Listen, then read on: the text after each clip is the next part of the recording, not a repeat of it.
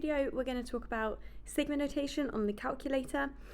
So the first thing to point out is where the sigma button is. So over here, you have this sort of button that looks like it's got some space for a column vector next to the number 9. If we click that, we have a whole range of different and very useful buttons from the calculator, but the one that's highlighted blue is the sigma notation button, or the sum button.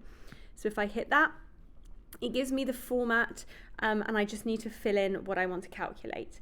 So let's think about what the sigma notation is doing. So over here on the left, if I'm asked to find, let's say, the sum from n is 1 to 10 of just n, what is that effectively telling me to do? Well, sigma is just saying substitute n, the value of n, from 1 up to 10 in integer increments into the whatever formula is here. In this case, just n. It could be 2n, 3n, 7n, n squared, whatever it might be, and add it up. So if I was writing it out, that would be, okay, so when n is 1, this is 1 plus, because I'm summing, sigma notation means sum, n is 2 plus, when n is 3 plus, all the way to when n is 10.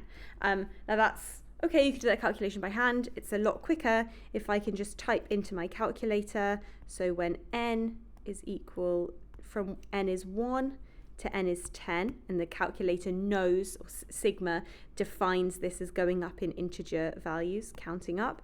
And let's say I just want to put this as n, and I hit enter, and I get that the answer is 55. So super quick, there's my answer.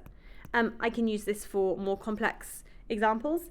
So let's say over here on the left, instead I wanted to sum from when n is 1 to n is 10, but this time let's say 2 to the n.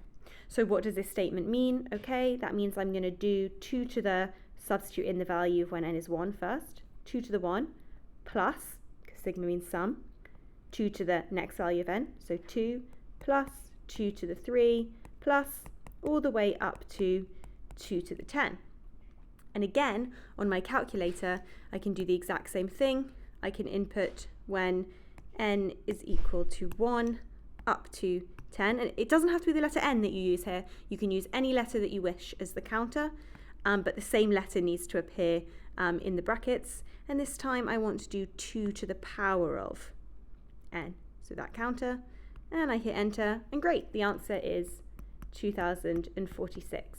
This is particularly useful when you're doing sums of sequences and series.